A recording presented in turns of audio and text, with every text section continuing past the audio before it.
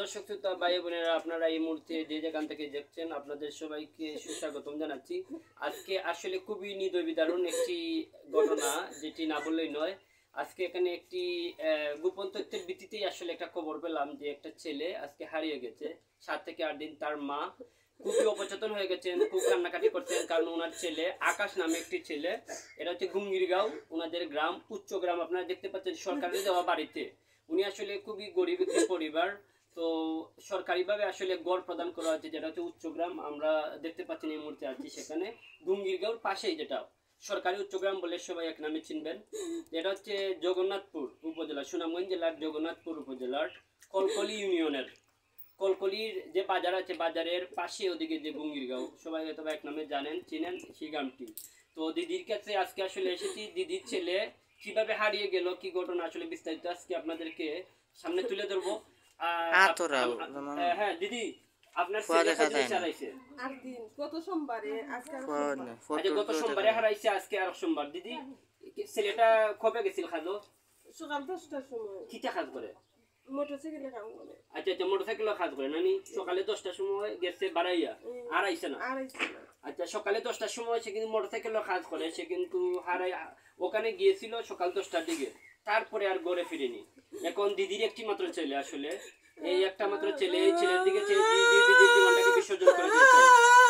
যদি আসলে কেউ এই যে ছবিটা দেখতে পাচ্ছেন, দিদির কান্নাও দেখতে পাচ্ছেন, এই যে ছবিটা, আর একটু পাশে ক্যামেরা, এই যে ছবিটা দেখতে পাচ্ছেন, তার নাম আকাশ। ছবিটা দেখেন, এই ছেলেটার নাম হচ্ছে আকাশ। পিছিয়ে দাও।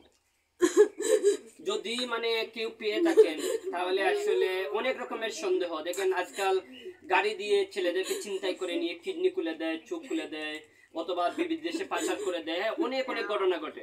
অথবা কোথাও মানে তার সাথে অথবা একটা মোবাইল থাকতে পারে, সেই মোবাইলের লোভে হয়তোবা তাকে, হ্যাঁ, তার মোবাইলটাও কিন্তু বন্ধ।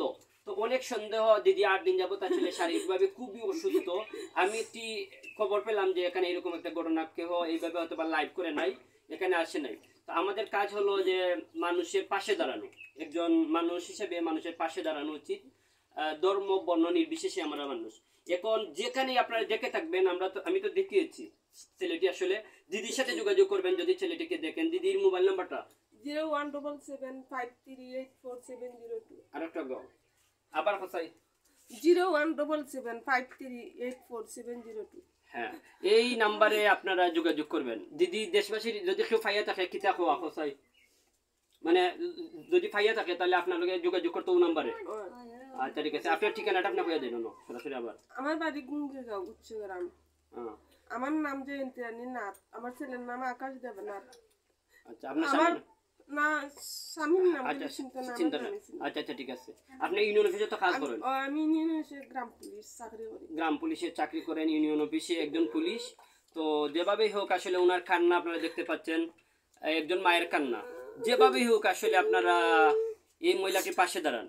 যেভাবেই হোক আপনারা ছেলেটাকে দেখার সাথে সাথেই এখানে যোগাযোগ করবেন, ছেলেটাকে হস্তান্তর করবেন। সবাইকে আসলে ধন্যবাদ জানিয়ে আজকের মতো শেষ করছি। ভিডিওটি বিশেষ করে শেয়ার দিয়ে সবাইকে দেখার সুযোগ করে দিবেন।